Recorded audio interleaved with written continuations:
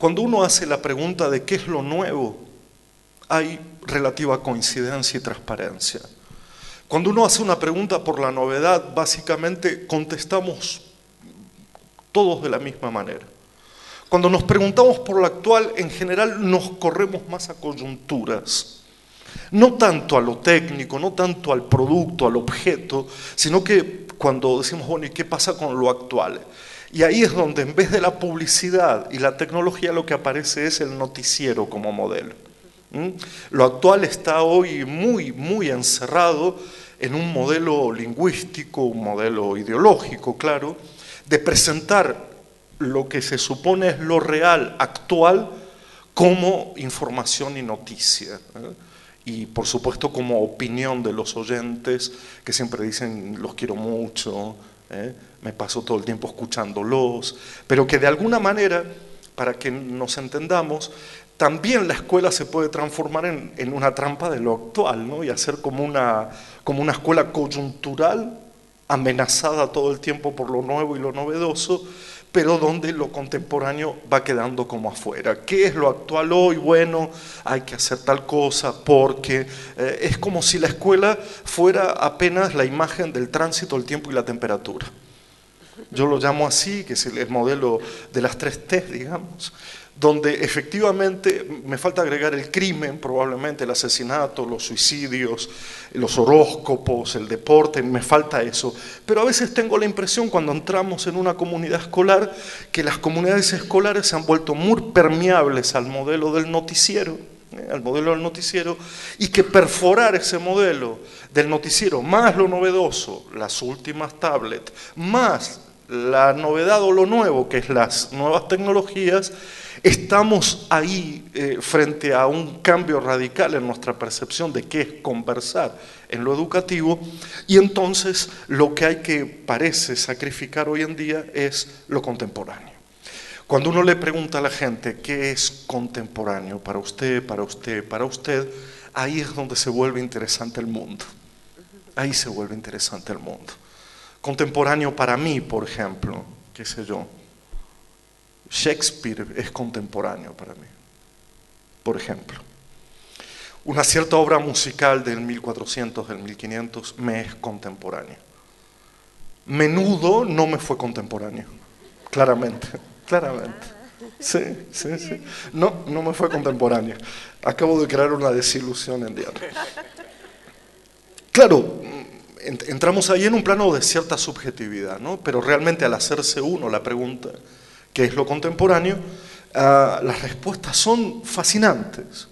Fíjense ustedes, ¿qué mundo es el de lo nuevo, el de lo novedoso y el de lo actual? Es un mundo más bien pequeño. Es un mundo que se describe más o menos rápidamente, casi como si no pasara nada, incluso como si no nos pasara nada. Es como un mundo exterior a nosotros.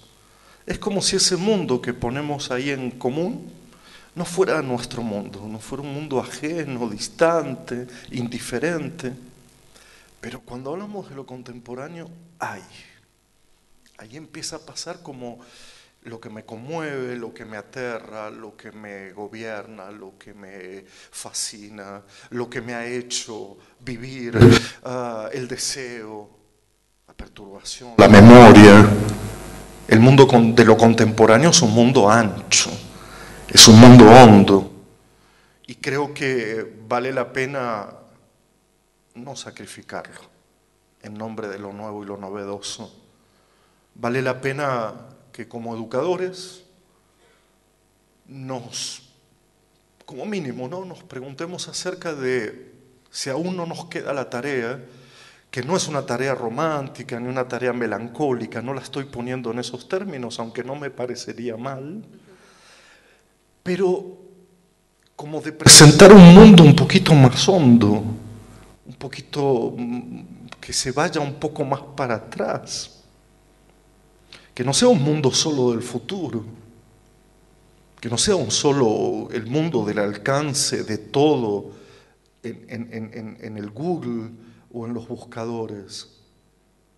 Hagamos aquella lista de lo que no se encuentra en Google alguna vez y ya verán que los olores, los aromas, los roces no aparecen. Yo he tratado de poner roce más mundo y me salieron 172 millones de páginas, pero ninguna me producía conmoción, ¿verdad? Ninguna me tocaba realmente. Es posible, y hago esta aclaración, que como bien verán, estoy envejeciendo. Pero debo descargar para mi favor que el mundo de lo nuevo y el mundo de lo novedoso nos envejece a todos mucho más rápido. Por lo tanto, no se hagan los vivos, porque si los adultos están queriendo juvenilizarse con pomadas, con ropa, bueno, yo mismo, ¿verdad? Y los jóvenes ya no pueden ser jóvenes en el sentido que tienen que asumir una cierta responsabilidad con el mundo cada vez más rápida. Quiero decirles que esa generación que está envejeciendo es una generación muy larga, muy grande. No es apenas la de los adultos que pasan los 50, 60 años, sino que este mundo en particular que presenta lo nuevo y lo novedoso como lo único actual, nos envejece a todos. Ni hablar de la infancia, de una manera catastrófica. La entrada de la infancia al consumo ya se hace a través de la madre embarazada. Esto puede ser o crear que ya la sangre esté siendo una sangre de consumo. Y por lo tanto, seamos claros, el envejecimiento de lo humano es producido por haber creído o por seguir creyendo que solo importa lo nuevo y lo novedoso. Bueno, aquí puede haber una enorme pregunta para hacernos y es, ¿con qué tiempo, con qué mundo vamos a poner en el medio entre vos y yo, entre nosotros, para educar? Claro que para eso tenemos que preguntarnos con qué palabras vamos a conversar. Si lo vamos a hacer con palabras inventadas, palabras patronizadas, palabras que no nos dicen nada, o lo vamos a hacer con nuestras propias palabras. Yo sé que conversar con palabras propias es muy difícil, y que en el campo de la educación en particular el lenguaje ha sido permanentemente una interrupción a nuestras propias palabras, porque o nos interrumpen nuestras palabras con las lógicas económicas o economicistas, para ser más justo, y entonces la educación tiene que ver con el suceso, con el éxito, con el futuro, con adaptarse a los nuevos tiempos, con como dice el último informe de la Organización Mundial del Comercio, el desinterés por el pasado. Ya el pasado no cuenta en todo esto, porque el éxito tiene que renunciar a cualquier idea del pasado. Y entonces estamos todo el tiempo interrumpidos por este tipo de palabras, ¿no? O palabras jurídicas. Todo el tiempo nuestro lenguaje educativo se habita de yo tengo derecho, usted tiene derecho, tenemos derecho. Las palabras tan bellas, tan hondas, tan importantes como igualdad, inclusión, diversidad, diferencia, son tomadas por este lenguaje economicista y este lenguaje jurídico todo el tiempo, de tal manera que las transforman en artículos, reglamentos, decretos, y no nos permiten hablarlas, conversarlas con nuestro propio lenguaje, el lenguaje técnico, de cómo las cosas se tienen que hacer, ha interrumpido nuestro propio lenguaje, el lenguaje moral, lo que cada uno debe ser, ha interrumpido nuestro propio lenguaje. El lenguaje político, en buena medida, también interrumpe nuestro propio lenguaje. ¿Qué decirles? A veces cuando uno dice, tenemos que conversar, quiero conversar, sí, pero ¿en qué lenguaje? Y te da la sensación, o yo tengo la sensación, de que a veces hablamos sin que haya nadie adentro. Como si quien habla dice palabras que vienen de un lenguaje que no es el suyo. Y yo quisiera conversar en un lenguaje pronunciado por alguien y que haya alguien adentro de ese lenguaje. Hasta hace no mucho tiempo escribí aquello de que el lenguaje de la educación está lleno de palabras caídas al suelo y pisoteadas todo el tiempo. Lleno de palabras. Palabras importantes, claro, pero que al mismo tiempo las hemos como arrojado como hojas en otoño. Repito, igualdad, diferencia, diversidad, inclusión. Palabras que quizás no son nuestras, se plantean como palabras nuestras, pero ya traducidas a esas lógicas que acabo de comentar. Las economicistas, las técnicas, las jurídicas, las políticas. ¿Hay alguien allí? ¿Quién dice lo que dice? ¿Estoy hablando con vos? ¿O quien está hablando es la ley 123? Iba a decir 125, pero mejor no me meto en eso.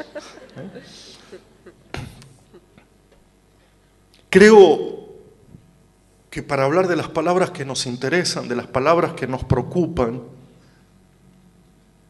hay que ser capaz de hacer por lo menos,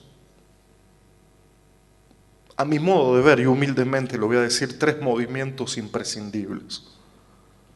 Es decir, si sostengo la idea de que me interesaría transmitir un mundo más hondo, más lejano, más ancho, más intenso, y quiero conversar con eso, pero resulta que el lenguaje de la educación ha sido de alguna manera secuestrado por otros lenguajes, tengo la impresión que deberíamos ser capaces de, repito, 3 movimientos que a simple vista los plantearé de la siguiente manera.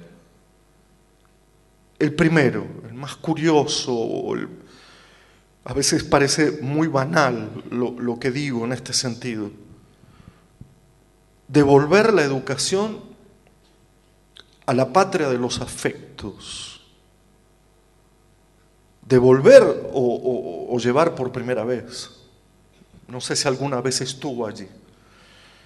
A la patria de la amistad, a la patria de la fraternidad, a la patria de la hermandad, a la patria del amor, claro.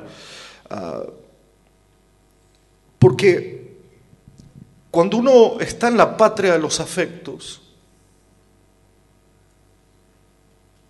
lo primero que se da cuenta es que hay algunas palabras tan presentes en la novedad educativa que jamás utilizaríamos en nuestras relaciones de afecto. Y ahí nos damos cuenta de la impostura. Por ejemplo, Diana, después de aquí podemos ir a cenar, así te incluyo en mi vida.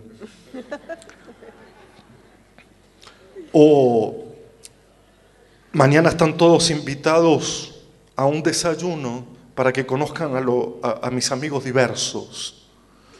Es decir, esta forma de pronunciación es una forma muy extraña que solo aparece cuando la distancia con el otro es tan radical que necesitamos señalar una suerte de falta, de ausencia, de vacío, que por supuesto está de este lado, no del otro. El otro no necesita ser llamado de diverso, el otro no necesita del gesto de la inclusión, el otro no necesita de la palabra igualdad para sentirse o no incluido, para sentirse o no fraterno, para sentirse o no igual. Por eso, cuando uno banalmente dice la educación tiene que ver con la patria de los afectos, lo que está queriendo decir es que hay una conversación del orden prioritario que tienen esas relaciones. No son relaciones ni económicas, ni políticas, ni jurídicas, ni técnicas, ni morales.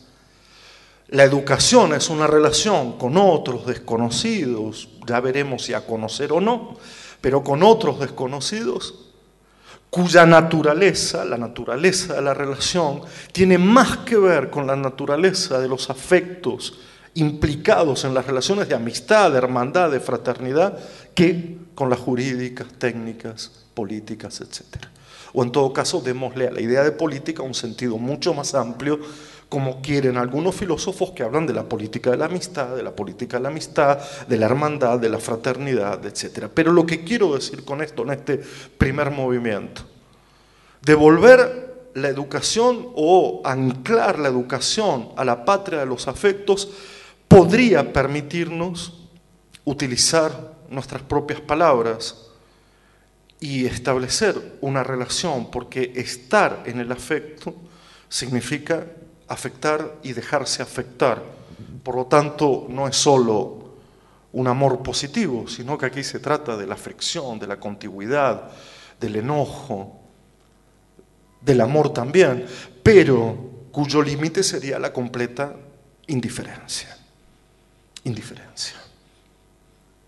Y fíjense ustedes que aquí cabe recuperar a una filósofa o filósofa política o política de otras épocas, hoy de nuevo puesta en relieve porque acaba de salir una película sobre su vida, una película comercial sobre su vida, estoy hablando de Hannah Arendt, y recuperando aquellos textos de los años 50, casi llegando a los 60, quizás en relación al mundo que la Segunda Guerra Mundial había hecho peligrar hasta tal punto de desaparecer, es que aparece esa figura de una mujer, tenía que serlo, y no lo digo demagógicamente. Margaret Thatcher vino después, ¿verdad? Sí, está. Sí, sí. Pero Hannah Arendt es aquella que nos ha dejado como dos frases, dos pensamientos, dos ideas, dos sensaciones, de las cuales creo que todavía no nos hemos dedicado por completo, porque no solo son misteriosas, sino porque hablan del amor al mundo. Y necesariamente son ambiguas, ¿verdad? Son ambiguas. Pero miren ustedes, primero quiero recordarlas con mis propias palabras y luego, si fuera el caso, leerles textualmente. Pero Hannah Arendt plantea en primer lugar aquello de si amamos el mundo lo suficiente como para no permitir que se termine, que se acabe, que muera, que se extinga. Y se lo dice a los educadores. Esto está dentro de un texto educativo, ¿no? Muy conocido por otro lado, que lamentablemente termina siendo como esa frase de póster de adolescente, ¿no? Como el Principito. O sea, ya no las pensamos, estamos encantados con la frase, pero no, vamos a seguir pensándola. La pregunta o la afirmación que Hannah Arendt nos deja es: ¿amamos el mundo lo suficiente como para no dejarlo morir? ¿Qué querrá decir amar lo suficiente? ¿Qué querrá decir amar al mundo? Sin embargo, creo que cada uno de nosotros sabemos, resuena en nosotros, produce un eco fuertísimo. Porque si bien ella lo dice en función de un mundo que de verdad estaba por terminarse, las amenazas de la Guerra Fría, la bomba atómica, la Segunda Guerra Mundial, el exterminio, los campos de concentración, también hoy podemos decir que cierto mundo, no solo pensando en los recursos naturales, que desde ya se extinguen cada vez más, pero también cierto mundo contemporáneo está desapareciendo. Y vale la pena que el educador sea aquel, ya que en líneas generales los políticos muchas veces no se hacen esta pregunta, o se la hacen durante 4 años. ¿Sí? Si aman el mundo lo suficiente para que no se termine. A veces la respuesta es para que no se termine la gestión, ¿no? Lo que es distinto. Perdón si hay alguien aquí presente a quien ofenda, pero digo, este es un pensamiento universal. Es el pensamiento del mundo común, el mundo de todos, no apenas nuestra ciudad, no apenas nuestro país. Es cómo contribuimos o no a que este mundo ya no se pueda transmitir y por lo tanto se extinga. Hay un escritor holandés de nombre y apellido absolutamente ridículos, que fue candidato al premio Nobel el año pasado, que lo ganó un chino, que tiene un libro muy bello llamado Tumbas. El hombre parece que se ha dedicado cada vez que lo invitaban a una ciudad a pedir un tiempo para ir a los cementerios y visitar las tumbas de los poetas y los pensadores que de algún modo le habían dado vida a él. Una suerte de gratitud por el mundo pasado. Y en ese libro él dice algo fundamental. Él dice, el mundo también es un pasado que está al alcance de la mano, lleno de tesoros, y vale la pena estirarse, pero estirarse con el cuerpo, no con los cables. ¿Se entiende? Y me parece que le debemos un poco de gratitud a este mundo, en ese sentido.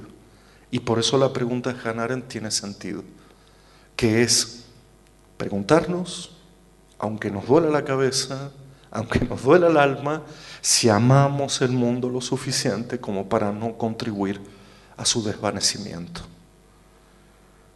Ella lo dice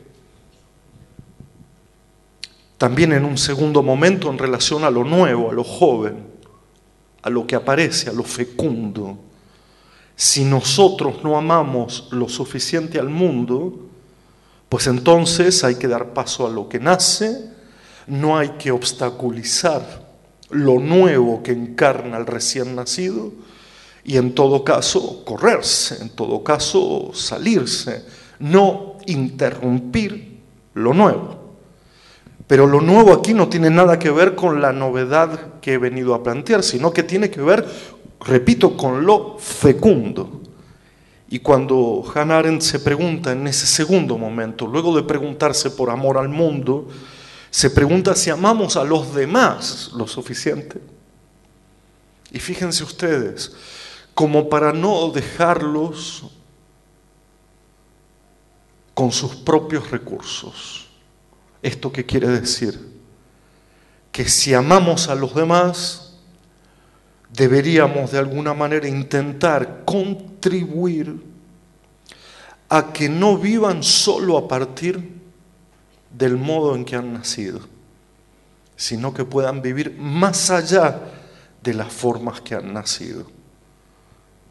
No creo que tenga que dar ejemplos para esto, pero desde ya que si pensamos que quien nace en situación de miseria es un miserable toda la vida, o si pensamos que la pobreza es una situación que no se puede modificar, o si la discapacidad es considerada de tal forma que no hay nada para hacer, pues lo que estaremos haciendo es no amar a los demás lo suficiente como para no dejarlos presos de sus propios recursos. De alguna manera, educar también quiere decir liberar a los demás de vivir apenas con aquello con lo que han venido al mundo. Y ahí la educación es donde se cimenta y donde puede plantear una conversación. Más allá de lo que somos, ser otras cosas. Más allá de lo que tenemos, disponer de otras cosas. Y ese tránsito es el que puede producir lo educativo. Pero para eso, creo estar de acuerdo completamente con Hannah Arendt, tenemos que amar el mundo lo suficiente. Y el mundo en este sentido es el mundo contemporáneo. Es decir, el mundo en todas sus longitudes y latitudes. Y no apenas el mundo que se nos presenta en la pantalla de la televisión, etc. Este es el primer movimiento, un poco largo me pareció, ¿no? Como primer movimiento.